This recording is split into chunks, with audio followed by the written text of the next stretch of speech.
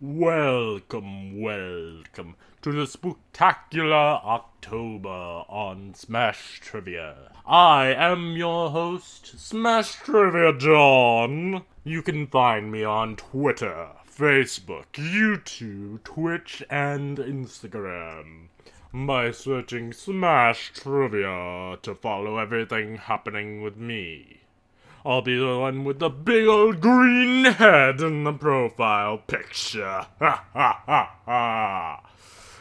I'm so excited to get into this. This is the Gamma Analysis. Basically, in this series, I'm going to review everything Hulk, all the movies and TV shows. Shows, not shoelos. Hope you enjoy Smash Trivia Presents the Gamma Analysis. I want to ask everyone listening if they could please do something for me. Please share the hell out of this podcast with all your friends. And for this episode, I have a few different things I'm doing. One, I'm going to be doing a review of Hulk, Where Monsters Dwell, solo. And then later on, I will be talking with my friend Dane about some spooky Hulk stuff and a whole bunch of other things. And then also we have a big celebration we're doing this episode as well.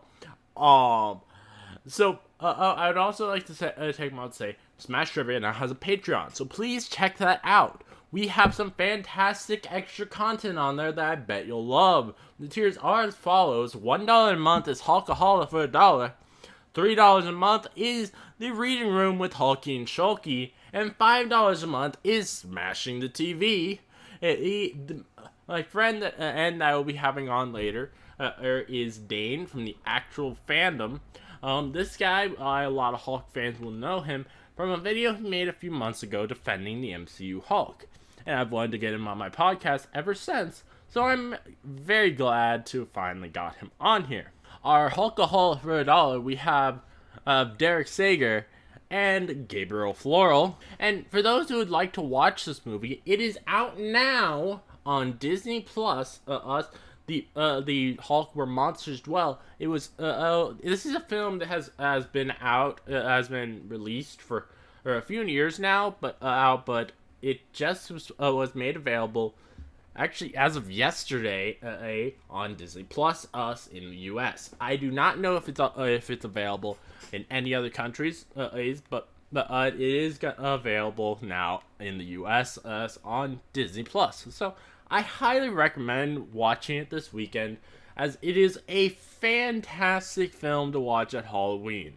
And Halloween is a very massive part of this film. I highly recommend watching the film before listening to this podcast, because I will be saying a lot of spoilery things in the episode. Alright, and the podcast I want to shout out this week is CMCB, or Chuck McBeefchest. This podcast talks about interesting questions for the audience, and at least that's what I believe they are. Maybe wrong, but at least the episode that I listened to was one where they answered what would happen from a question from their audience. And which that question was someone asking what would happen if Bruce Banner wore adamantium pants and turned into Hulk. It was a very interesting episode, so I highly recommend checking them out.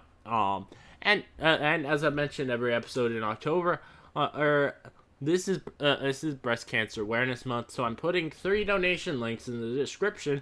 Those are Fuck Cancer, the Cancer Teamwork Response, and the Breast Cancer Research Foundation. Right, and before I get into this video, I just want to take a moment to say thank you so much for 1,000 listens to my podcast. I would not be here today if it wasn't for you. You were, I appreciate the hell out of you. You guys listening has done so much for me that you'll never know. There's Before I started my podcast, I thought that no one could possibly want to hear what I have to say. But I'm able to see now that yes, they do. I also before I started my podcast, I was a pretty closed up person, and now I'm a very open person, and I think that's a very good thing for me. before this podcast, I would if I was in a conversation with people and there was more than just one person there, I shut up. I just let them talk, and I would just stay silent, and because I felt like I don't have something to add, but I'm able to see now from this that I do. There's a lot more that I can say about this podcast and how the good things it's done for me, but I also want to keep some things to say for in November, because that'll be because the 24th of November, I believe, is the a day that I started my podcast, so it'll be the 1 year anniversary. So I will expand upon some of this stuff of then. Right. So let's get into this review. So Hulk, Where Monsters Dwell. So the first one I want to talk about is I'm from, you've probably heard me talk about before, but I really like when films have a really cool looking font for the film's title, and this film was no exception. This film the font for its title was is so cool. You have the have giant and giant bold where it's Hulk, and Hulk in a giant, very bold green font, and then you have the Where Monsters Dwell is a little bit smaller, but it's in this like flaming a font that's just so cool looking, and the colors, they mesh really well. So I love that about the film. Then the next thing, I really like how right after Hulk is introduced, he takes these kids out of harm's way, and you get a conversation between the kids saying, "Did a monster just save us?" And one of the others saying, "That's no monster, that's the Hulk." I absolutely love that. Like I don't think we get enough in live action of people praising the Hulk for him being a hero. I think it would go a long way if for his mental health if they did. I love of Hulk smashing stuff, but I also just love of just as much when he gets people out of harm's way, and that's another thing we don't see enough in live action. Because mostly we've seen in live action, and it's mostly him just either smashing stuff or smashing the villain. It's and not as much of like him being like, "I'm gonna get these people out of here before I do this because I'm a hero."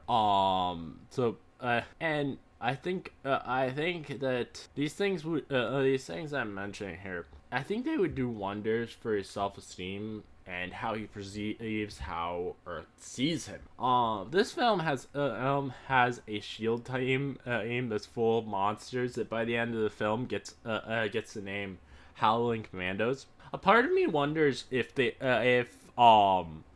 thought of making a show about this team, but decided not to, because most people didn't watch this film. This is a film that I never see people mention really, so I'm pretty sure it wasn't a very popular film when it came out. It really flew under the radar, I think. But I honestly think a animated show about these guys would be really a ton of fun, because I enjoy the hell out of all these guys, and I think they have a great dynamic. Let's see. I want to quickly mention here all of the members on this team. If I can find a cast list, is real quick. On this team we have Werewolf, which I'm not sure if that's supposed to be a werewolf by night, or it's just some random werewolf, but he's a ton of fun in it. We have Nina Price, who is vampire by night, which I absolutely loved her in the film. She was one of my favorite members of this team. Um, we also have Jasper Sitwell, which really cool. Oh, instead like he's not like what the character in the MCU, but they have this really cool thing where they turn this character that we know from the MCU into a zombie, and apparently he's trying to hide the fact that he's a zombie from Nick Fury, which I just think that's absolutely hilarious. We also have Man Thing, which was really cool. Right after seeing him in Werewolf by Night, at the live action MCU version, and he's basically exactly the same here in this version. I'm trying to think. I don't think there was any other characters on the team I am to mention. Let's see here. So yeah, I believe that was all those four people were all the people on the team. But yeah, they have such a fun dynamic, and they're really fun characters. Like I've probably mentioned this on the podcast before, but I absolutely love vampires, and I think that's part of why I like Nina Price so much. And I definitely have a crush on her. She's is a pretty a fun character that I would definitely not mind being in a relationship with her, letting her bite me. So and so yeah, I would honestly have loved if they had made a TV show about them, and like they could have made it like sign where this animated show of the Howling Commandos, make it be signed where it's like very short seasons and just do one season a year at Halloween time. I mean, just give people like this special thing for every October to look forward to. From Marvel, I think would have been really fun. So it saddens me that they never made something like this into a TV show, especially since this is set in the same universe as shows like Avengers Assemble, Hulk and the Agents of Smash, as Ultimate Spider-Man, and the Marvel's Guardians of the Galaxy, I believe. Ave was also a show in this universe. But yeah, so it surprised me that they didn't, and I really wish they did. I really enjoy Hulk asking, since when does Shield hire zombies? And then there's also the Jasper Sitwell's arm gets torn off, and he just starts hitting Hulk repeatedly.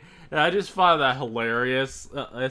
Really, everything involving Jasper Sitwell is really just hilarious in the film. So much. Like you also have like Sitwell on his back, trying to chew on Hulk, and Hulk just say, "Are you trying to eat me, zombie?" And when Strange tells him that they are friends, they're not enemies, and Hulk's just like, "Tell that to the zombie." I find it so hilarious, this idea of Hulk being with this zombie, and particularly this zombie that he's supposed to be nice to because he's a friend. It's so fun. And the next thing is, I really love the story for this film, as it has to do with saving children.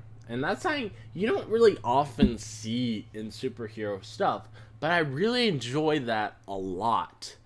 I think, and I wish there was more stuff where the main thing about it is that they're trying to save a child, from some kind of evil force. So I really like that Hulk says he's a hero, and like one of these things I love about this film is the concept of having Hulk and Banner dealing with their issues by facing each other.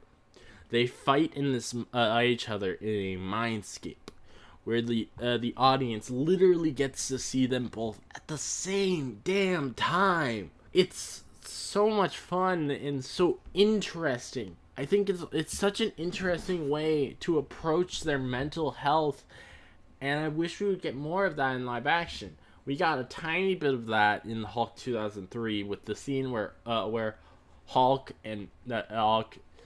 is like puny human in the mirror at Banner, and then there's also an episode of the 70s Hulk TV show where they do something similar to this, which is actually the season 2 premiere, I believe it was, which I have reviewed already on my podcast. That's and it's such an interesting concept to me. Doing this is because I just love the idea of Hulk and Bruce Banner facing each other on screen. And you have ends up so that Banner can actually fight him. He, within the mindscape, he uses the fact that he has some bits of control over this world to create himself a Hulkbuster suit to be able to fight the Hulk in, and that's and I thought that was really cool. Nice. The next thing is, I really love the scene where Nina and Sitwell are riding a motorcycle. That's just like, I like it because it's just pretty freaking cool. Seeing them do that. And it's a random guy. And Sitwell during this scene keeps losing body parts, and there's one of his body parts lands in front of this random guy in a devil costume, and the guy just starts fanboy about out Sitwell's torn off leg till it starts moving, and then he just freaks out running away. That was so fucking hilarious. Is in the best way possible. I don't honestly know a lot about Nightmare in the comics. Which so I haven't really mentioned it so far, but Nightmare is the villain for this film. But honestly, just based on this film, I really like him as a villain, and I'd love to see him in live action. I actually was hoping that they were going to have him be the villain for Doctor Strange 2 until they decided to make it be Multiverse of Madness. And I still hope to see one day a Doctor Strange film with Nightmare being the villain, and I hope they make it him very similar to how they did him in this film, where he kind of seems like this David Bowie-esque person. Just in looks alone, at least. And I think a little bit of how he acts as well. I really like the Nightmare of Strange that Strange is put in, where he literally loses his hands. Which I find to be an interesting thing. We didn't really explore a lot with it, but like when he lost his hands in the Nightmare, he also lost them in the reality, but no one noticed in the film.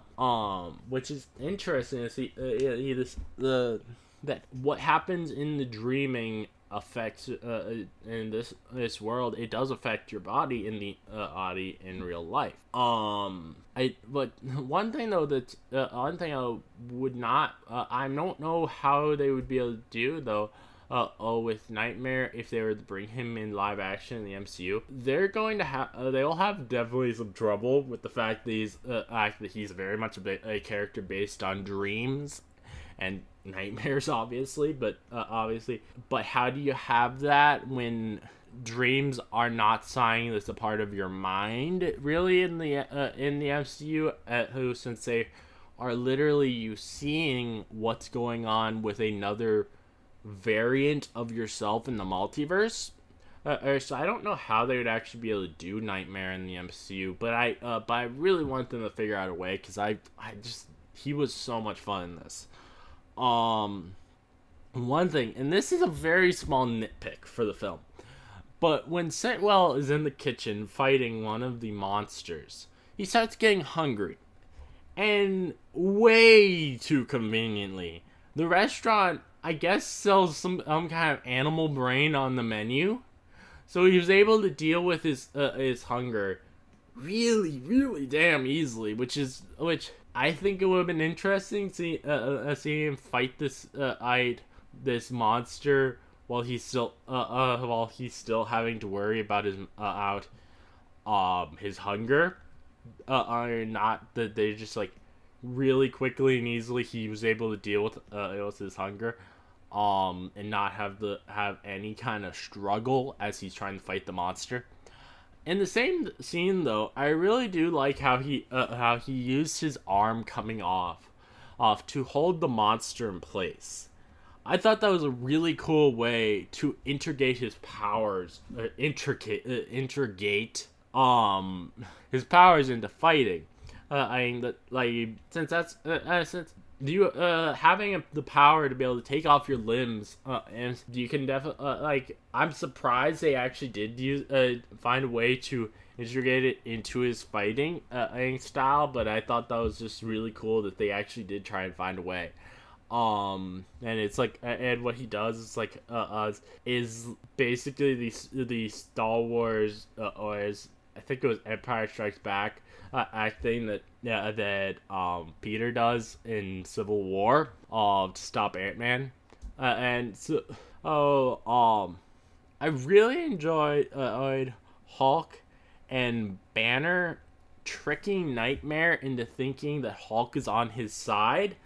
But I honestly wish we got a bit more of that resolution from them to make it so it doesn't feel jarring that when they trick him, because we just saw them fighting. We didn't actually see them make up before tricking a Nightmare. We just saw them all fighting, and then they're in there tricking a Nightmare. Like, that felt it was very jarring. While I love this film, the story, the concepts is used, but I think this film, it would have been better if it had a decent budget and actually like 2 hours long at least, because this is a very short film. This is not like a MCU length film in any way. It would really help. I do think like all that would really help to give us something truly amazing. Let it be darker as well and flesh out everything. I honestly think it would work well either in animation or in live action. I would, and part of what makes me want to be in live action is I think it would be really cool seeing what kind of dynamic Hulk in the MCU is played by Mark Ruffalo and Doctor Strange would have. We've seen a bit of it with Banner and Doctor Strange, not much in Infinity War, but we haven't really seen him with the Hulk really, and I think that would be a really fun team up to see. I really love seeing Bruce and Hulk team up to fight Nightmare. I think that's a really fun thing to see them teaming up, and you can't really get that in most other Hulk stories, at least outside of comics, obviously, unless you're having something in a mindscape like how this was, which you have. There's not a lot of chances we're gonna see a Hulk and Banner in a mindscape probably in the MCU, sadly. So it's a hard thing to see in live action, but I think it is such a cool thing seeing them team up to fight a villain. The film has this really terrifying concept that Nightmare is able to draw power from so many people sleeping. Once he becomes into the real world at the climax of the film, and this is one of the many reasons I think the film would benefit from being darker. We can see it be even more terrifying on screen, because it's a really terrifying concept, but you don't really get the scope of it because this is a film for children. I think this would be I think you can truly make a Nightmare be like one of the most terrifying villains that Marvel's ever done if you give this is the proper budget, enough time to flesh him out, and it being darker, more for adults than it is for children. I really love the final battle with them all teaming up against the giant form of Nightmare. And I think one of my favorite moments in the film is Hulk saying, "I think I'm starting to understand why certain web slinger likes doing this," while he's swinging around like Spider-Man from I think it was like maybe a hair sign from Nightmare. I don't remember exactly, but it's I thought that was actually was such a hilarious joke. And it was and so cool just seeing Hulk swinging around out the villain. That it's not something you see very often, but it's just like really cool thing to see. I love the of Hulk getting to have an emotional speech to help Benito out at the end, and I think a lot of people don't really understand that Hulk can be very empathetic towards others. He's not just the angry guy. One thing I don't really like is that they don't mention the possibility that Benito might want to go home to his parents at the end of the film. And they're just like, oh, he can and stay with the Howling Commandos. And like, but also like, I think it would be interesting to see him be thinking about the fact that they would or him be thinking and being worried about how his parents will react seeing his new Minotaur form. Which, yes, I haven't mentioned it yet, but at the end of the film, he turns into a Minotaur, which is literally his fear being personified or it being brought into reality, and he's forced into the form of his fear. And in the final scene of the film, I think it's absolutely hilarious. Having Hulk being in group therapy and him having to say that, "Hi, I'm Hulk. I'm a monster." Yeah, that was just so much fun. I thought this film as a whole is that this is really honestly a fun just a fun Hulk film to watch. There's nothing like super serious about it, and it definitely doesn't mean a lot, but it's just that's a fun time, and especially a fun time for around Halloween. I think you'll really enjoy yourself if you watch this it's with the right frame of mind.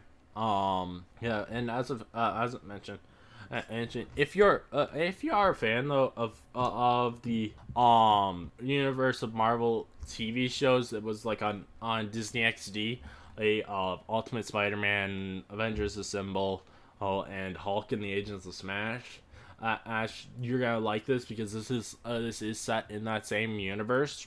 Alright, I think that's all I have to say about this film. So now, before I get to my conversation with Dane, I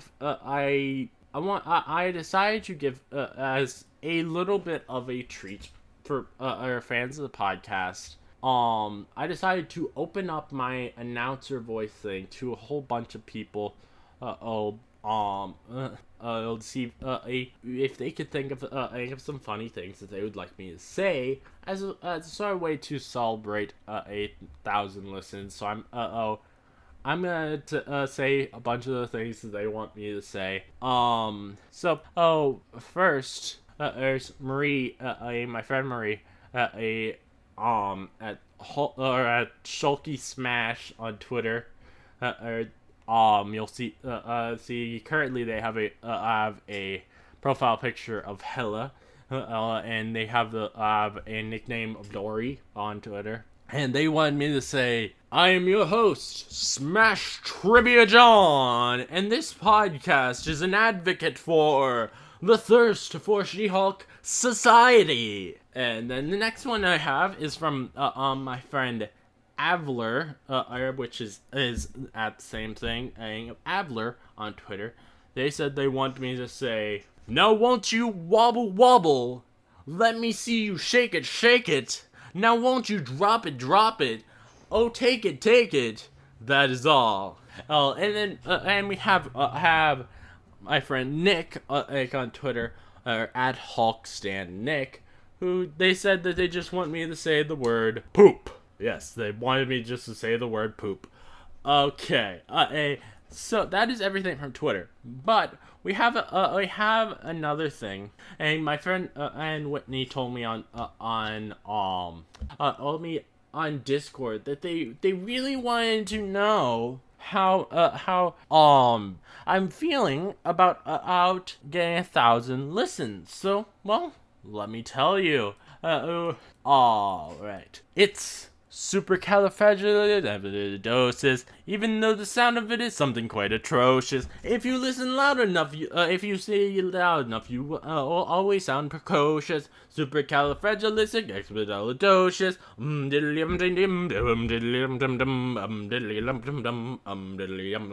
Because I was afraid to speak when I was just a lad, my father gave me a nose tweak and told me I was bad, and then one day I learned a word that saved me aching nose. The biggest word you've ever heard, and this is how it goes. Oh, supercalifragilisticexpialidocious, even though the sound of it is something quite atrocious. If you say it loud enough, you'll always find it precocious. Supercalifragilisticexpialidocious.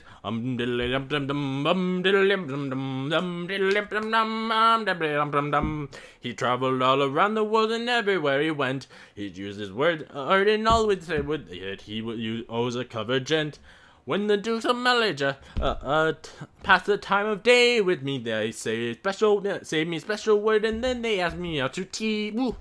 Supercalifragilisticexpialidocious, even though the sound of it is something quite atrocious. If you say it loud enough, you'll always sound precocious. Supercalifragilisticexpialidocious. Diddly-dum-dum-dum, now you can say it backwards, which is what the fuckity fuck. I'm not gonna actually tell you to say the backwards one because I can't pronounce it, but that's going to be too far, don't you think? Indubitably, when the cat has got your tongue, there's no need for dismay. Oi, oi!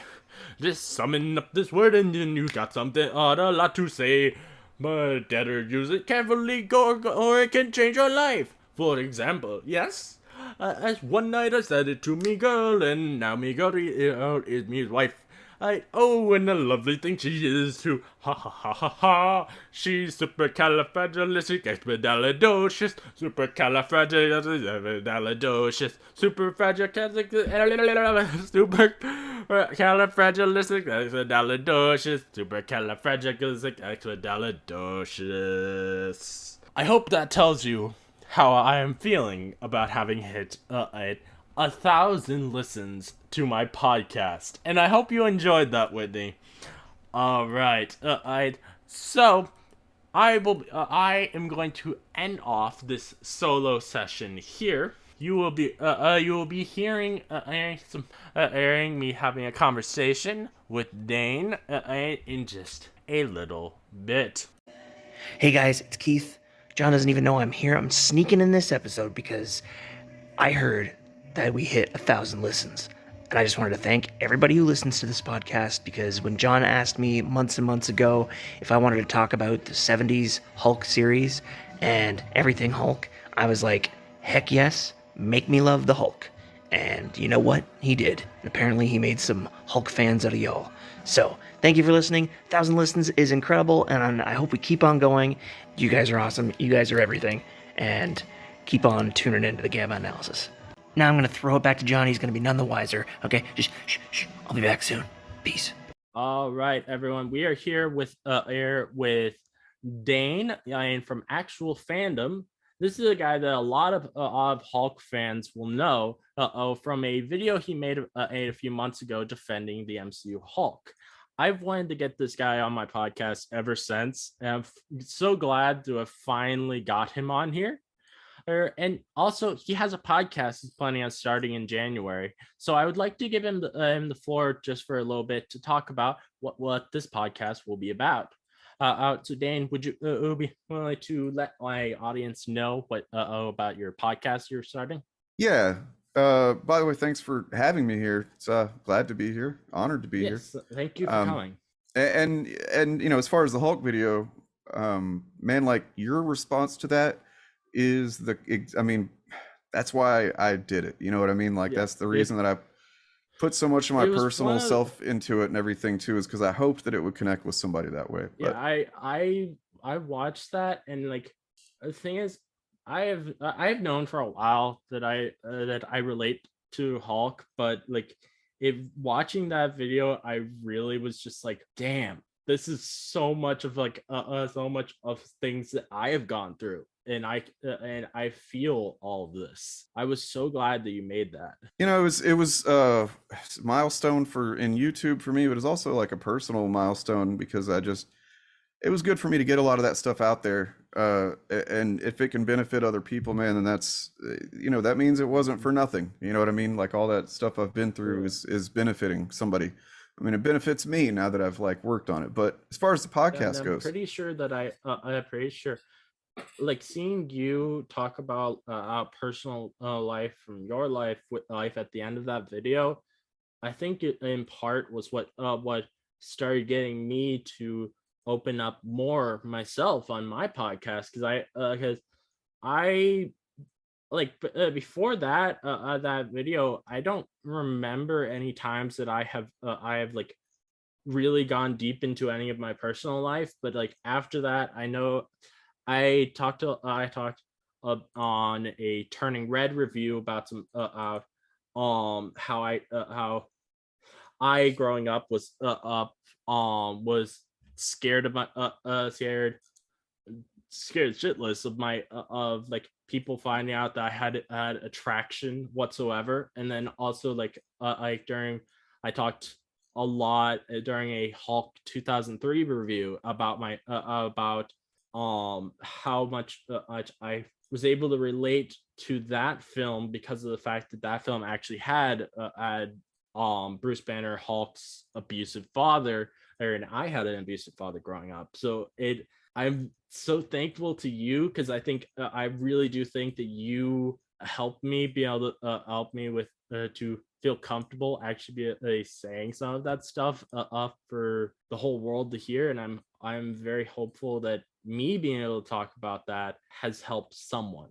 I have no doubt that it has or will at some point. You know what I mean? It's Yeah. like the thing that it took me a while, because I was doing YouTube for almost 3 years when I finally talked about that stuff. I'd made content about trauma and abuse and stuff, but never really gone into my own personal details because partly because of the other kind of content that I tend to do, where I talk about Yeah. certain terrible people. I didn't want to give them an opening. You know what I mean? We're like, oh, they can mention this, they can mock me for it or whatever. And then it got to the point where I'm just like, you know what? There's always going to be people that are looking for that kind of thing to, and if they feel like they need to go after that to try to get to me, that's a weakness on their part, and it's a strength on my part to talk about, my experience and where I've been and where I'm at. And you know, I can't live my life based on what the most terrible people might do. I got to live my life based on how this might help people who are genuinely trying to, better themselves. And so, yeah, just knowing it helped you like that, man, is a big deal to me. And like, I appreciate it that, I appreciate that you appreciate it.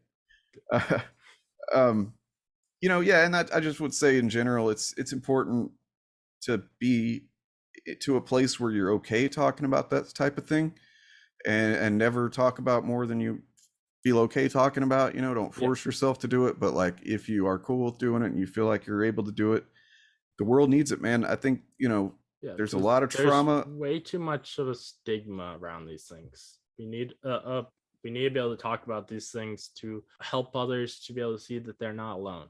There's a lot of trauma, a lot of pain, especially like the last couple of years, everybody's been through with the pandemic and stuff. There's a lot of Mm-hmm. lot of hurt going on, man, and it sucks to see so many, know so many people are in pain, but that's why we need people that are able to kind of help out there. But as far as the podcast is called Forced Adversity Podcast, which is the name that I stole from myself. My channel was for a time called Forced Adversity, and then I changed it, called it Actual Fandom, and then I put that name Forced Adversity in my back pocket. And what it originally referenced was, you might have heard or seen people online say, "Oh, it's forced diversity," right? Whenever there's like a black character or whatever. Well, forced adversity I thought of that to mock that, because like, no, it's not. They're not forcing anything. You're the one that's forcing being against it. You know what I mean? Those people. It's like you're the one that's making a big deal out of nothing. So I thought that was funny. But the podcast ended up evolving into, or what I ended up conceptualizing that became the podcast, was I have a fascination with the history of censorship, and I do too. I have so much interest in all of that. I've actually thought about at some point trying to make a video talking about how like a video on YouTube, like a essay, sort of like how you every once in a while make those big videos like the Hulk video, or like your Spider-Man video, etc.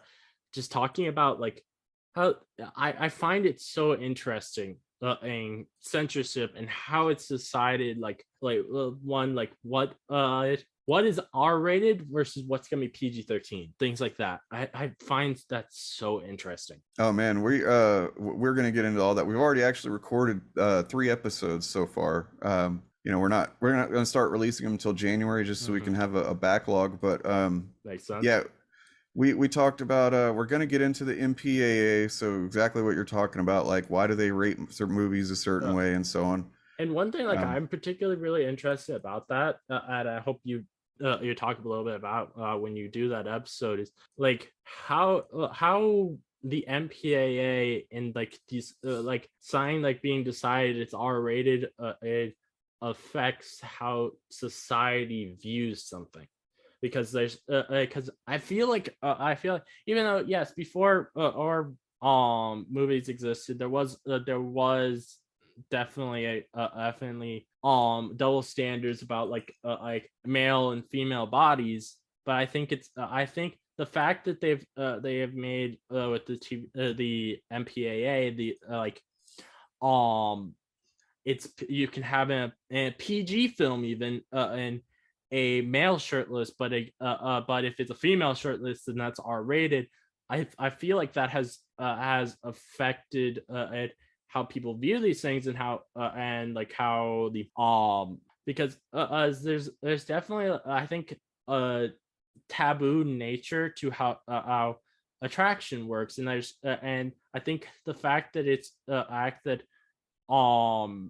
it has to be an R-rated film for something like that causes causes in our psyche to for people able to be more or like sexualizing towards women's bodies, if that makes sense. So I'm guessing as in My real bad. quick. My bad. Yeah. Sorry, what's up? I was guessing real quick you had left for a second. No, I'll probably mute every once in a while so I can hit my vape as well. I don't want to put that in your recording. But no, but like you're 100% spot on that there's gender studies and cultural studies, sociological studies that talk about exactly that. You're right, because and also the fact that there's that if a guy went outside eyed shirtless, he's probably not going to get arrested for public indecency, but if a woman did the same thing, she would be. So a woman is not always allowed to be comfortable just going outside, which is kind of fucked up to me. Yeah, as far as you're right. Yeah, as far as the movies go, by the way, if you look at like movies in Europe, they're like, so our thing is tends to be like, you can look on pretty much any cable channel and see all kinds of graphic violence these days, but you still can't see any breasts, right? But then you go over to the UK, it's almost the exact opposite. they're very limited with how much violence they show, but then they're also more free with nudity and sexuality and stuff. And it just goes to show this stuff is arbitrary and it's based on, Oh yeah.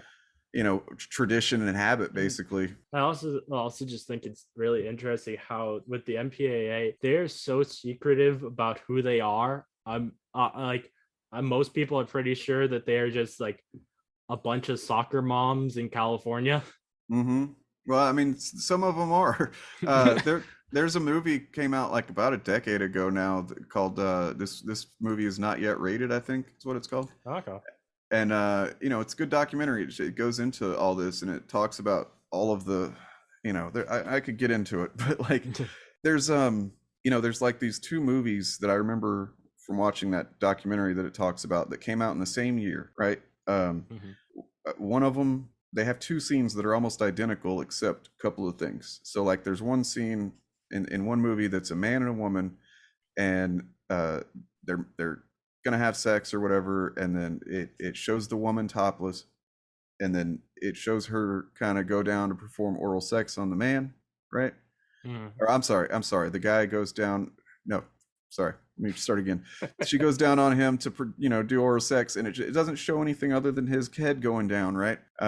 Yeah. I mean her head going down, and then he's like, it shows his face clearly enjoying himself. And then there's another movie same year that it's two women, shows the same exact thing, one of the women's breasts, and then the other woman goes down on her, and the other one she's enjoying herself. Now the one with the man and woman got rated R, the one with two women got rated X, and it's literally the same thing. And the two reasons for that seems to be, one, homosexuality, which is absurd that's going to be rated more graphically, and then also because they don't like women's orgasms in movies. Yeah, like men can have the face, and such a weird thing to be weird thing how they're so against in Hollywood the idea of women having pleasure. Yeah, it's it's bizarre. It's one of the things, though they didn't show anything obviously, but one of the things I really like about the She-Hulk show is like how they called out in the final episode how they have been historically lacking in women's needs. Yep. Yeah, I mean that's one of the cool things about that show is it did answer a lot of those valid criticisms, as far as like, it was time to switch up kind of how the endings of these things play out, because it does tend to be even the best movies. Shang-Chi was a great movie, but it still ended up boiling down to some people fighting at the end in a big battle, and it's like that's kind of inherent to the genre to a degree, but that doesn't mean we have to do it every single time. I think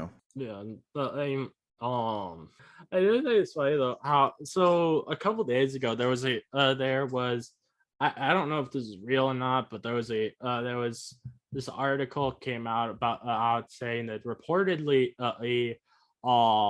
Sacha Baron Cohen would be playing Mephisto in the Ironheart show, and that he would be appearing in episodes 5 and 6, which it's so funny to me that could possibly be science happening, because like after the She-Hulk show literally called out how Marvel's had like they just keep doing the same thing with their with a lot of their movies and shows. You have another other thing from Marvel is they're going to possibly be having that the villain for the show is going to show up for the first time in the second to last episode or the last episode. Yeah.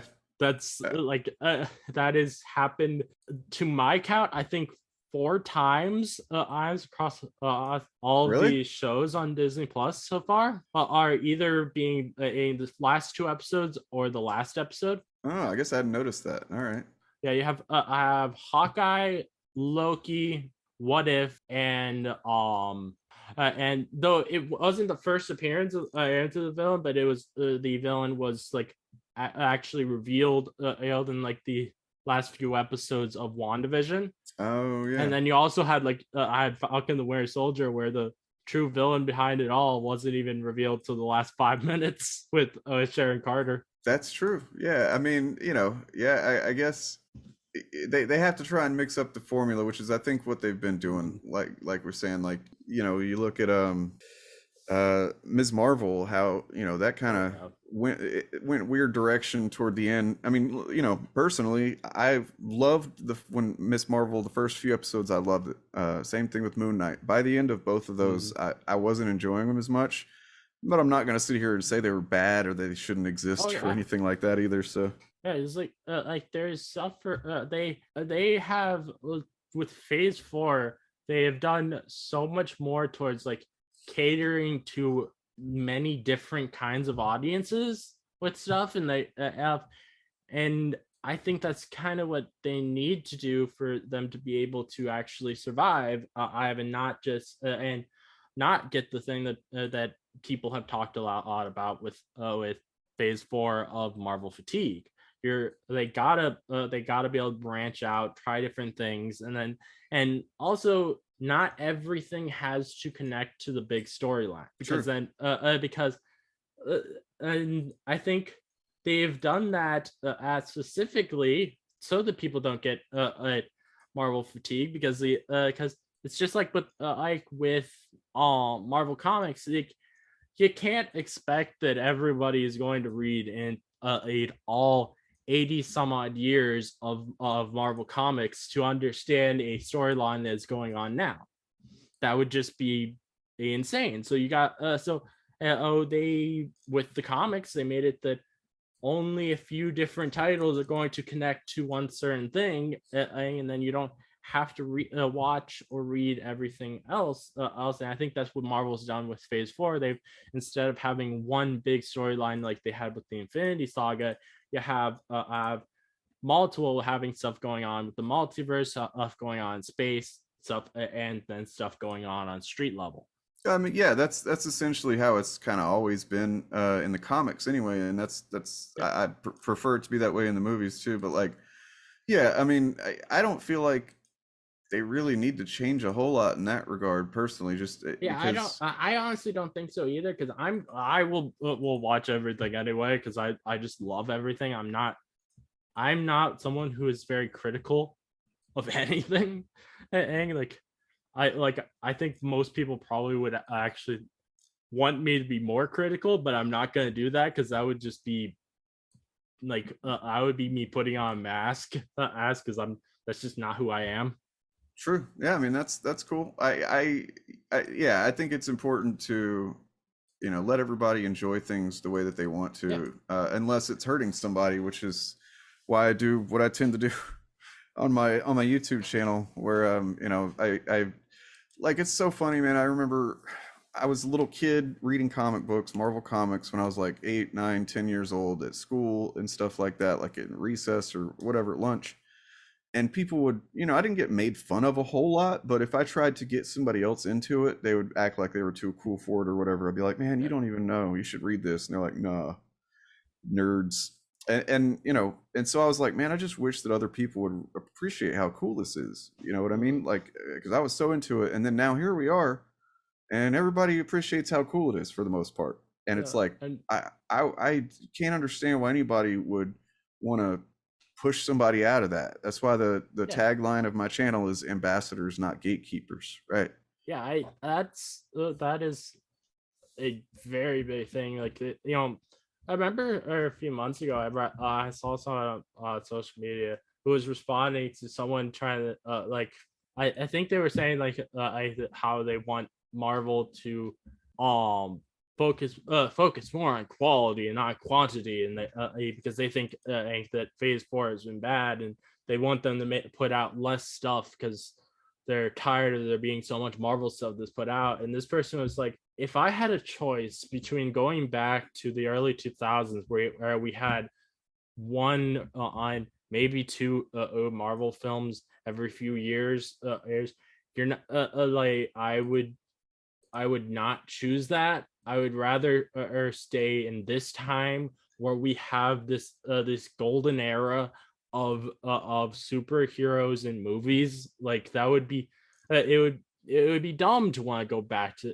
that, because you're finally getting a ton of what you like, and you're like, and we should be happy that we're doing this, because like people in the early 2000s, or even more so in the 90s, would Yeah. they would have wished that they could have had something like this. Yeah, and that's a great point, man, because like people love to complain about what, about now, when it's like, for example, it's unrelated to superheroes or anything, but that Halloween movie that just came out the other day, a couple weeks ago, I thought it was great. A lot of my friends did too. Halloween Um, Ends. yeah, and then you got people, saying, "Oh, the Rob Zombie movies. I miss the Rob Zombie Halloweens." And I'm like, dude, I remember when those movies came out. Everybody was talking trash on them, the Rob Zombie ones. You know what I mean? So it's always like, it's just cool to like the thing that's the old thing and to crap on the new thing, from what I can tell. Yeah, that seems like it has to be the case. I wasn't a terribly big fan of the new Halloween Ends. I watched it at I think it was either yesterday or the day before, or I wasn't a big fan of it as a Halloween film, but I liked the story as a horror film, if Okay. that makes sense. And it's because I didn't like it much as a Halloween film, because there's because this is supposed to be like the final chapter of the story, but but Michael Myers is barely in it. But I thought it was a pretty fun story as it was, and I think it honestly would have been a better film if it wasn't part of the Halloween franchise. As But also like people hated on last year the Halloween Kills. I loved the Halloween Kills. That one was to me was it was everything I wanted out of a slasher film. I didn't care about not having a great story. What I want out of a slasher film is just to have a fun popcorn movie that has a lot of bloody kills, and particularly like creative kills, which I thought there was a lot of cool and creative kills in that. Yeah, it's, and I've actually only watched the original Halloween, and then 2018, and the Halloween Kills, and then the new one this year, because I know there's a lot of different timelines with the series, and I didn't want and last year when I actually did a video on 3 Halloween films, I didn't want to get bogged down in the confusing timeline of it all, so I only watched the ones that I knew are canon to the new stuff. But I think it saddens me how much like people want to hate things, hate on stuff, and and we can't just let people enjoy what they enjoy. Like if I was I had thought about doing a video on the Halloween Ends, but because I wasn't the most massive fan of it, I decided not to do a video on it, because I'm like, I don't want to add to the piles of hate.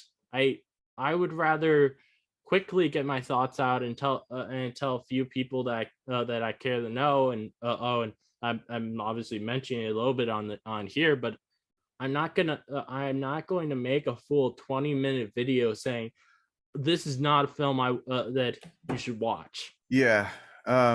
Yeah, as far as the Halloween, like you're right to ignore all those movies, by the way, because they're terrible.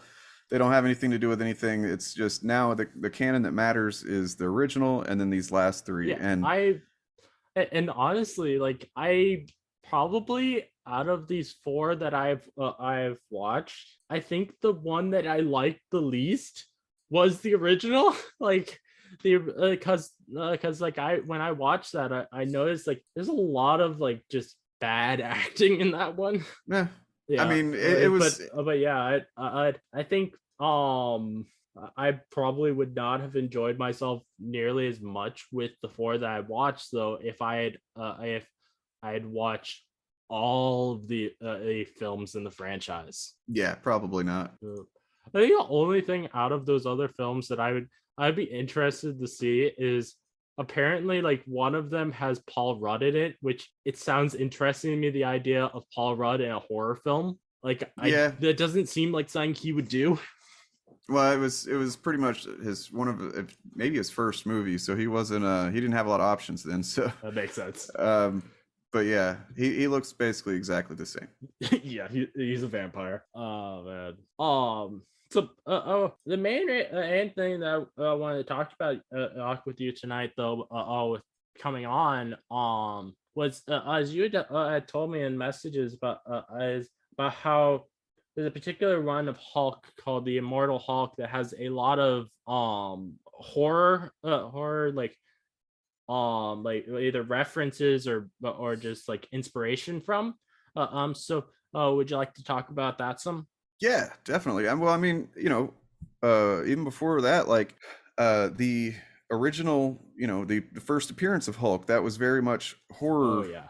based. Like, one thing that we're talking about on the podcast right now that we're recording in the middle of recording right now, is the 1950s and the comic book code, and why that came about was because of horror comics, right? So like there was some pretty gnarly stuff going on in horror comics in the 50s.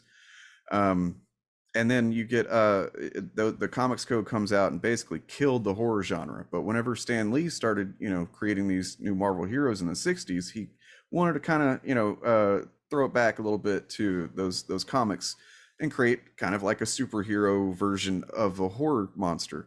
And so that's part of where the Hulk comes from. This wasn't he based on Dr. Jekyll, Mr. Hyde?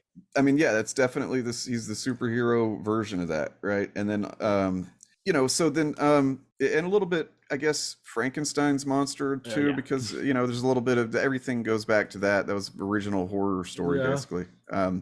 But yeah, so and then over the years, basically, of course, the Hulk became more of a hero, or at least I'm gonna have to go downstairs in about 5 minutes, real quick. So, but yeah, so he became, more of a hero. Different points, he was always kind of on the run for the most part. Then in the 90s, he basically just was a superhero running around with the what do you call him, the Pantheon or whatever, and doing spy stuff basically.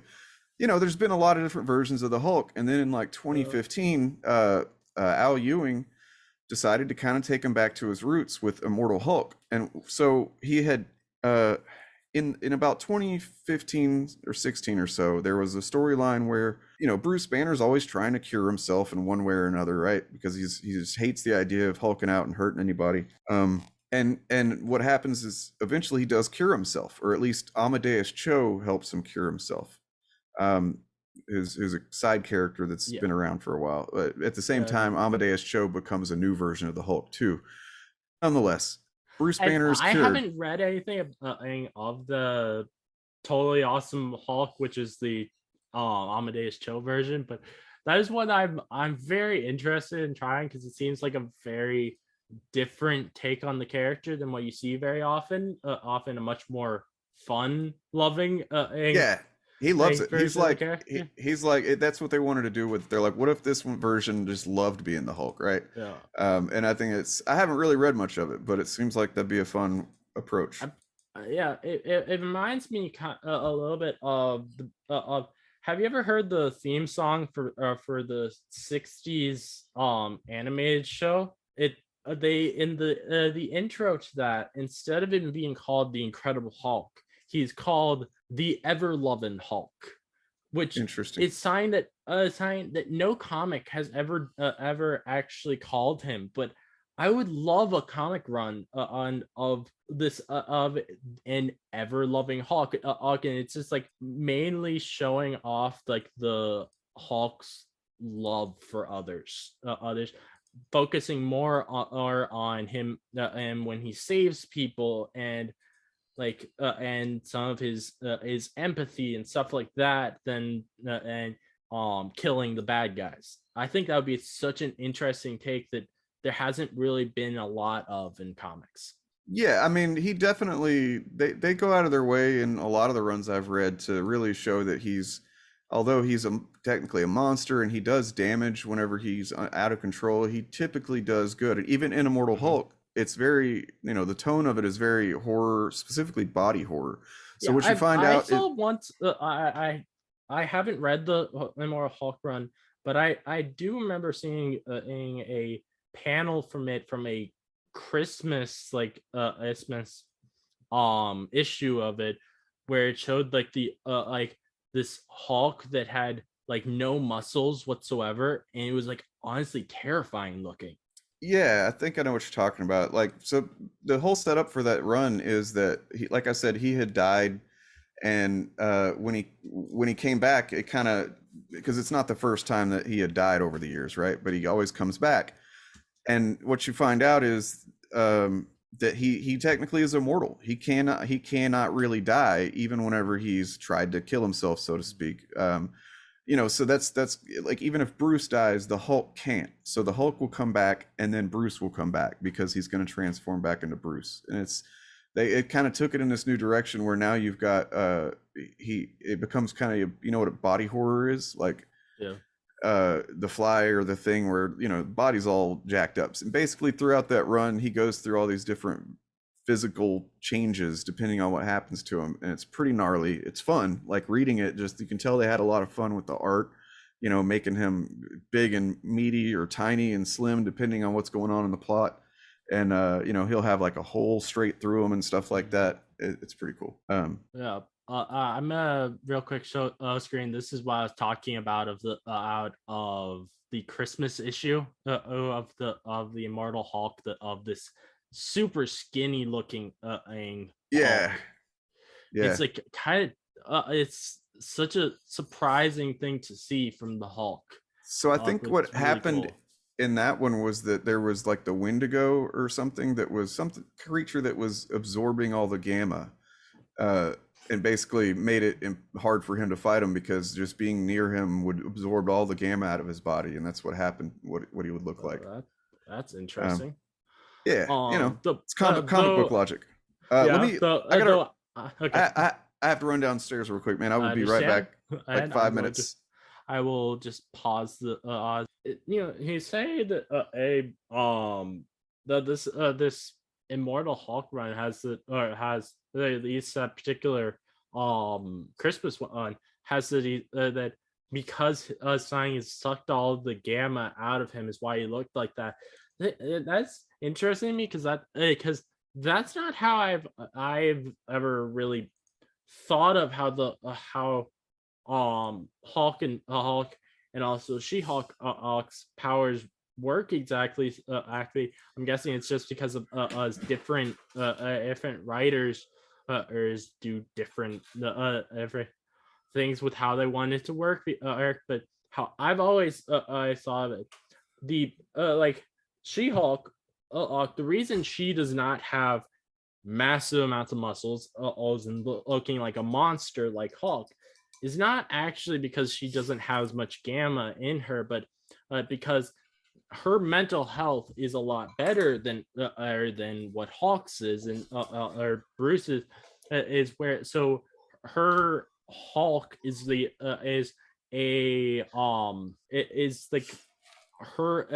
her idea of what the perfect looking person is, versus Bruce's Hulk is based on as a manifestation of the monster that his father told him he was. So that's I find that I really interesting that and that at least within this storyline, the powers of how a Hulk works very different. Well, I mean, that's true in any specific run, because really, look, all gamma is and like all gamma is meant to do is, it's a story, a sci-fi device. I mean, for one thing, gamma radiation doesn't actually turn you into a Hulk, but it was just sounded cool to Stan Lee, so he was like, that sounds cool, why not? And so like he did that, and then essentially it's never, the details of how it works aren't really laid out, except for from run to run. And like you said, She-Hulk isn't all big and muscly. She has been recently. She was for a couple of years. Yeah, she was in the for a few years, and at least all of the She-Hulk fans I interact with on Twitter, like though I've never actually read that run, but all of them say like they were really pissed off when they did that, because that's not how She-Hulk was supposed like She-Hulk's powers were supposed to work, at least in their minds. So they were very happy when and after a while that Marvel brought She-Hulk back to the look that she had before that run. Well, it kind of goes back to like, all this stuff about like, I don't, that's not how it's supposed to work, and that's, like that kind of ties into what we were talking about earlier about just, letting people enjoy what they want. Because the beautiful thing about comic books, man, is that they can do different things for a while, and then ultimately they're going to revert more or less back to the status quo. It's why I don't really understand when people are like, oh, they're doing this with this character or whatever, and it's like, oh, why'd they change She-Hulk? And it's like, she'll change back to normal in a little while. Like, give it some time, man. And then how people are just like, oh, the MCU they're never gonna bring back the Savage Hulk. It's always gonna be Professor Hulk now. I'm like, no, that's not the case. This is just an arc for the character. They have to have arcs for the character. And even if they don't, like, I don't think it, I thought I wanted him to, like everybody else, I assumed that for when it came to Thanos or whatever, he was gonna go back to being mindless Hulk and kick some ass.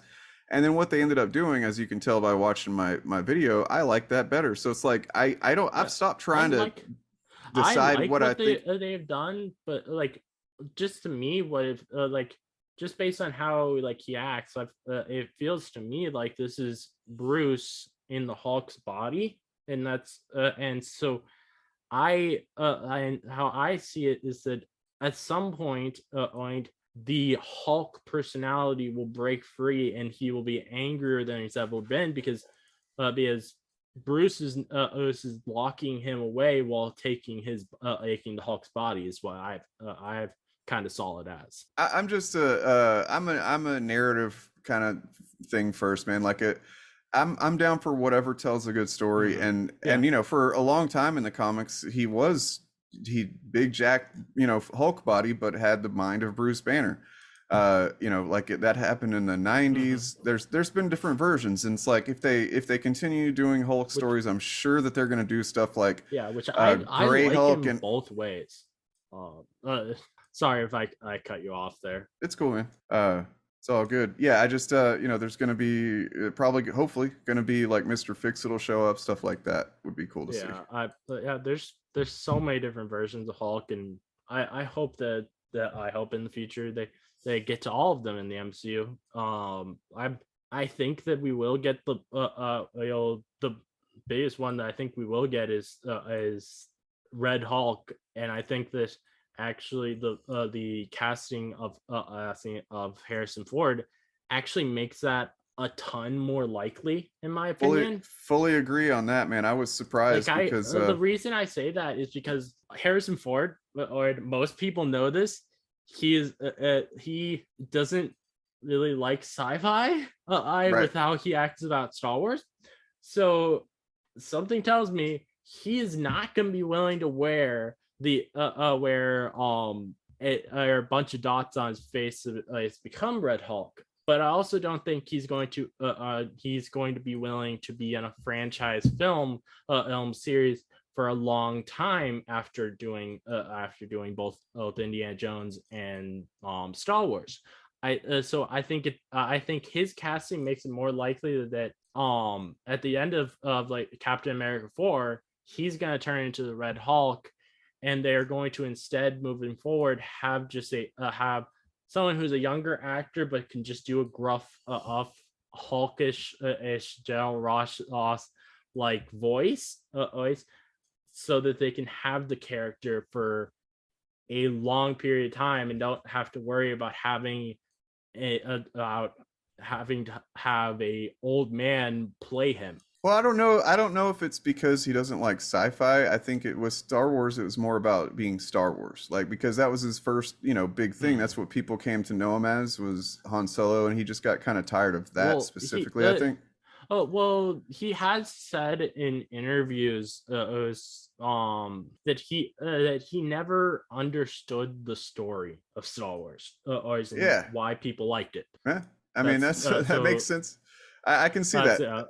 I just based on that, I was thinking I've been thinking like I feel like he's not gonna be someone who's gonna want to be in the MCU for a long period of time. Oh, I guess I feel like they're two different things, honestly. Like Star Wars and the MCU, Well, and I think of it as as is sci-fi and also like complex storyline sci-fi. So if he can't understand Star Wars, which I would actually argue is much simpler stories than and the MCU has done, on I don't think he's gonna be able to understand what's going on with the on in the MCU. yeah, all right, fair enough. I mean, I just think it's more of an interest thing. I think that it's Yeah. like he and honestly, I wouldn't consider Star Wars sci-fi. I would consider it more like space opera fantasy Yeah. before anything else. But like, I think he just kind of got burned out on it pretty quick, because that was so early in his life, and That makes sense. he was at real risk of being like typecast the same way that Mark Hamill was for a long time. Mark Hamill Oh couldn't yeah. get any other roles because everybody just was like, "You're just Luke Skywalker. That's all you're gonna be," kind of thing. And Yeah. it wasn't until he started doing like voice acting that he really got a whole new career going. Mark Hamill. Oh Uh, yeah. Harrison Ford was a lot luckier than that, but yeah, you know, it's I kind of agree with you though. I think that uh, if they're going out of their way to recast Thunderbolt Ross, Yeah. then there's probably a pretty good chance that he's gonna be Red Hulk. And Yeah, the you know, fact that they're putting him in a film with the leader feels like there's another Hulk character. Feels like there's probably a good chance they're going to have him do stuff that relates to Hulk in the film. another possibility though also is that there's another character that became a Red Hulk after Thunderbolt Ross did in the comics. And he was more like, yeah, I forget his name, but you could look it I up. know there's a I know the leader's brother or became a Red Hulk for a short period of time, and I think his name was the Madman. And which there were a lot of people saying that they wanted Todd to become him in the MCU and She-Hulk. I'm like, I would rather not that because Yeah, I don't really want Todd to be a character that's going to stick around. So I yeah, don't want him to be like a character related to anyone. true. And then there's also the Red She-Hulk, which that's a character that I would like seeing. I don't see them probably doing that at least for a long time. Since we haven't seen Betty Ross come back, and I think it would be weird if immediately upon her coming back, like whenever she does end up coming back, since I do think they will bring her back at some point. I think it would be weird if just immediately they turned her into the Red She-Hulk, or another name that they've given her in the comics is Harpy. Yeah, I mean, yeah, possibly. Like I basically they could do anything with that because they've taken like a Hope what's her name? Pym Mm-hmm. or whatever. She's not a character from the comics, so they could just make a new character if they really wanted to and be like, this is now the Red She-Hulk, because they've done it before. Yeah. So I'm just down for whatever works, man. At this point I trust him, especially Feige. You know, maybe not all. There's the Feige. At least for me, he has never let me down with having quality Marvel films. Right, and I'm even willing to give them room to make some stuff that isn't my favorite thing if that means that they're gonna experiment and try new stuff. So I like Kevin Feige though. Like he honestly for Secret Wars, even though Kevin Feige has never directed anything himself in his life, he's actually the one person I would probably want most to direct Secret Wars, because I think he's one of the only people in the film industry who could actually pull off a film with as many characters as Secret Wars needs to have.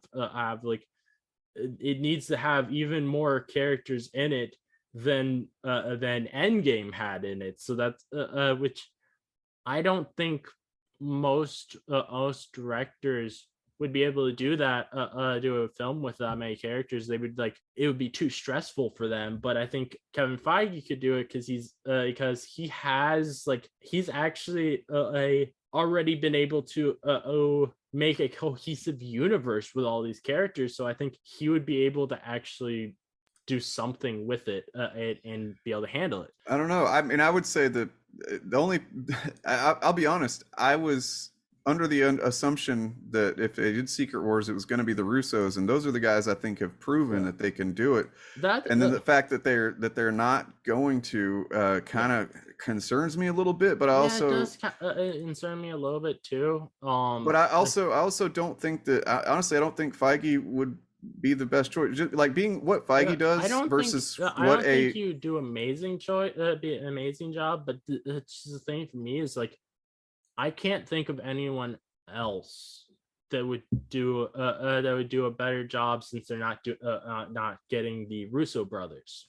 What is it about Feige's job that you think would translate well to being a director? I don't know about I don't know how well he would actually do as a director, but I'm just thinking of this is a film with so many characters, and the fact he has worked with every one of these characters already. So he's been able to make a cohesive universe with them.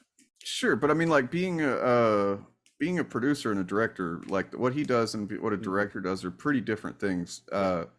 And a director needs to be able to, I'm pretty sure if Feige wanted to, he would direct movies. I mean, as powerful as the dude has gotten to be at this point, he's probably the most powerful producer in Hollywood. If he wanted to, he would. And so if the fact that he doesn't probably says that maybe he doesn't feel like that's the right thing for him. And that he's, so if he wanted to direct Secret Wars, he would. But I also trust that if he's picking somebody else besides the Russos, or the Russos weren't interested or whatever, then I'm gonna damn sure give it a shot, because I don't think that I'm gonna be happy probably whatever they choose. I don't think there's any chance that they choose a director that I'm not gonna like doing it. I was so happy when I found out that they were bringing back Dustin Cretton, and I think it's his name, from the director of Shang-Chi or Shang-Chi, for Kang Dynasty, because Shang-Chi was my favorite so far of the Phase 4 films. So I think it'll be really cool to see him doing an Avengers film. Yeah, I agree, man. I think that there was a lot of stuff in Shang-Chi that I really, really enjoyed, as far as the action and the set pieces and stuff like that. I think, I agree. I think that it'll be at least as good as probably Infinity War Endgame, and if they're obviously going to be doing to some degree the 2015 Secret Wars, which is my favorite comic book event of all time. And so I have a lot of expectations of what's to come of it. So So I've talked about a few times on my podcast before that I kind of want to get your opinion on. So Kang Dynasty, I think that is going to be where we're going to see the Young Avengers team up, and it's not going to have a bunch of the older Avengers in it, because they're obviously are setting up something to have the Young Avengers, but they haven't announced a project with particularly for them. So what I'm thinking could be interesting is it would be the Young Avengers are teaming up against Kang, and then at the end of that they find out about what the threat's gonna be for Secret Wars, and they're this is too much for us to handle. We should call in the adults. I mean, honestly, because I used to do writing for nerd websites and stuff like that back in the day, and I used to do try and theorize about what was going to happen and stuff like that. I did theories on Infinity War and Endgame, and what they ended up doing was so different than what I thought, and what anybody really I saw guessing and it was also better than those guesses too. That I'm just at this point, I don't even think about it. I just want to. I mean, you might be right for all I know. I enjoy theorizing about things, and honestly, I like it just as much when I end up being wrong as if I'm right, because That's what's if I'm important. wrong, it means that they thought of something that's much better than what I had thought of that. Yeah, my I like, and I don't get theories right very often. I think the only theory I've had on my podcast that I've actually gotten right was that it wasn't actually on my podcast, but it was on social media, which I think of it or on Twitter, which I think of as kind of an extension of my podcast. That the sure. I around the beginning of October, I mentioned to someone on Twitter how I wanted to have in the finale of She-Hulk for her to come out of the show into real life and to Marvel Studios to change the show and burst into Kevin Feige's office, which it wasn't exactly that, but it was pretty damn close. Yeah, that was a pretty cool moment, but I wouldn't I would have been happy happy either way, because I do know that they would have easily, if they hadn't done that, they would have thought of something even better or for it, because I trust them wholly with these things. For sure. Yeah, I'm the same way, man. And uh, I love to have my expectations subverted and to be shown something I didn't know that I wanted to see. You know, like I'm one of those weirdos who really liked Star Wars: The Last Jedi. Yeah, Because I like it too. Like, and part of me why I like that is I like the idea that it gives us sign from the Star Wars franchise that we haven't that before that we didn't really have, which was a more comedic Star Wars film. oh, I Because didn't there feel was a like it lot of was. because there was a good bit of jokes with like you had Adwin like I laughed out loud when Luke just throws his lightsaber over the back of his head and after they had this epic thing at the end of the Force Awakens, and you Yeah, also had like at the beginning, Poe did a "your mama" joke to the true. um He did. other ship. Yeah, But a lot of people weren't fans of that because I guess they hate yeah, fun, but whatever. yeah, which I they also did a good bit of that in the Solo film, which just made me love the Solo film. There were a lot of great jokes in that. I agree. You know, that one actually got more entertaining as time went on, I think. The Yeah, more I watched it, the more I enjoy it. It's just I the kind of movie that also probably shouldn't have been made. That's just my opinion, but I one thing I've wanted for a long time since I was a kid was is a film specifically about Yoda or a Disney Plus series or something, and that and like just based on the humor that Yoda has, I think a good person to be behind that, I think honestly would be Taika Waititi. I think it would be a hilarious sign about Yoda from Taika Waititi. I mean, I'm down for anything that guy does. You know what? I used to have years ago. I used to say, you know what I want to see is a Yoda movie, but it's real dark and kind of serious, and it like explores. Because look, when we see him last in Return and Revenge of the Sith, right? Um, he's really serious. He's he's a Jedi master. He's a very serious guy, kind of for the most. You know what I mean? Like he's not making a bunch. He's not being goofy. Then the next time you see him, canonically in the movies, is whenever he's acting goofy and playing pranks on Luke and Yeah. stuff like that. And it's like, how did he go from one to the other? And I want to see him like kind of going slowly Oh crazy yeah. in the That would you be know what I mean? great. That would be so fun. Just seeing him, and you could show like he starts like hallucinating on Dagobah, Dagobah, yeah. and and that would like kind of tease how he's how like maybe they could say that it's like some kind of hallucinating drugs or something that I and Yeah. that drove him insane, and it's also what he used on Luke so that Luke would see Darth Vader or in the cave. Hey, that's it. That would actually explain that part for once, you know? Like yeah, that would be a lot of fun. And, like he like you can have scenes where he thinks he's fighting in some kind of war against the Empire, but he's actually just hitting a tree with his lightsaber. That would be pretty good, yeah. Oh man, I like Yoda is my Yoda has always been my favorite character in Star Wars, so I really want them to do something. With him being like the star of it. It happily I did see it earlier this year. I don't know when it's coming out, but there's actually a Yoda comic series that's it's gonna be released. Oh, So cool. I'm probably gonna try and check that out because that would be a really fun to read. Yeah, definitely. I wonder who's writing that. I'll have to look into it. And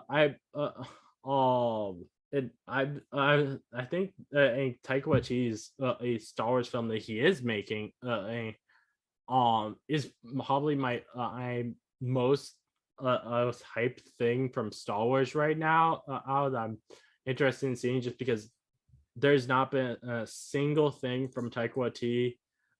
Even in Thor: Love and Thunder, I know a lot of people don't like it, but I honestly loved it. Like, there has not been a single thing from Taika Waititi that I did not like. He's definitely, at least to me, he can do no wrong. Yeah, have you seen Our Flag Means Death or What We Do in the Shadows? I have not watched a lot of Our Flag Means Death. I've watched, I think, like the first episode of that, and I've watched a few episodes of What We Do in the Shadows. I've watched, and then I watched the original movie that What We Do in the Shadows is based on, which I absolutely love that film. Two other things from him that I've watched is I think it's Where the Wildebeest are. Hunt for the Wilder People. Hunt for the Wilder People, and then also Jojo Rabbit. I honestly think Jojo Rabbit is his best thing he's made. Yeah, I'd say so. Probably that too, just because it's it seems it's got a lot of important stuff to say about like hatred and stuff like that. So yeah, and I was actually hoping, that it was the Thor: Love and Thunder was gonna be more like that. But I was still happy with what we got. Because I was thinking, like, the tone of that was still funny, but there was a lot of emotional moments in it, and it was and they didn't none of the humor dulled down any of those emotional moments. True. I actually I know a lot of people don't want this, but I actually really want to see a Taika Waititi directed Avengers film. I think that would be so interesting to see his take on all of the Avengers. Yeah, how would you feel about that? I don't know. I don't know if I'd love it, to be honest. I mean, like I think Taika Waititi does a specific thing, and I like his Thor takes on Thor. Like, honestly, people who talk shit on the Thor Taika Waititi stuff, it's like, dude, if it wasn't for him, we would not be having Thor movies right now. Like, as simple as that. One thing I will never understand, people who one thing that they don't like, and then they're immediately like, this director's actor is awful. They've never done anything good in their life. I'm like, before this thing came out, you praised everything they did. Why are you acting like they can never make a good thing again now because you didn't like this one thing? Yeah, it comes off as more of that thing like we were saying earlier about how it's just cool to dislike stuff that's popular sometimes. And I think people should at this point be smarter than that, because one of the biggest examples of people acting like that was Rian Johnson after The Last Jedi, and then he came out with Knives Out, and everybody loved it. I think a lot of the same people that got mad about Last Jedi still don't like him or that movie, that they're just committed to hating him. And there's a whole bunch of reasons behind that, but we don't need to go into it. Just generally awful people, I guess. But yeah. Is there anything else you would like to talk about on this episode? Not that I can think of, man. I feel like we touched on a lot of good stuff, and yeah, I mean, we can do it again sometime for sure. Yeah, I'd love to have you on again sometime. like I'm as I said, I'm so glad to finally get you on here because as I know you are just as much of a Hulk fan as I am, and I you mean, have you very seem like you're a interesting bigger one takes. than me. You seem like a bigger one than me because I mean, I didn't dedicate my channel or podcast to it. So Oh like, yeah, you got me beat, I think. But yeah, man, I love the Hulk. I love comics in general. I can, I try to find something to, if I'm gonna appreciate a comic character or whatever it is, I try to find something to identify with and connect with, and often it's stuff like trauma and mental health and personal oh growth and yeah, stuff that like that. like So that's like that is the whole reason why Shang-Chi is my favorite film out of Phase 4, and honestly one of my favorite Marvel films period is because as though yes there has been in the past with Marvel films they've dealt with childhood abuse and fathers, it's never really felt like they dealt with it as directly before or as they did with Shang-Chi. true. Yeah, I mean, yeah, That it's definitely been a common thing with Marvel, but they did really get into it with that. Yeah. Yeah, and also I there were a lot of things I felt with the Eternals film as well because I for many months actually close to probably to a year, my mom and I were I we were taking care of air before he passed. Asked my father other and the Eternals just happened to come out within the last few weeks of my dad's life. So like the scenes where they talked about what's his name Gilgamesh as taking care of Thena, it's just that really hit me when watching that. Oh yeah, for sure. Yeah, Yeah. I love that. That's another one where like a lot of people didn't like it. I think the Eternals is great, but Oh that's yeah, just me. yeah, I absolutely love the Eternals film. It's one of the most, at least in my opinion, different feeling Marvel films from most stuff that we get. And that's like so much credit to Chloe Zhao. How she did an incredible job in my opinion, just like with making that sign unique. Yeah, for sure. Yeah. Yeah, I'm gonna get out of here so I can grab some Yeah. eat my food here, man. But I really All appreciate right. you. You Yep. know. So, well, everyone, thank you for listening. If you like this game analysis, please give a 5-star review on Apple Podcasts or a 5-star rating on Spotify. I'd love to hear your thoughts on everything we've talked about this episode. So please let me know. And if you'd like to listen to more from me, please subscribe. Many more game analysis from me coming. So keep on the lookout. This again is your host, Smash Trivia John, signing off.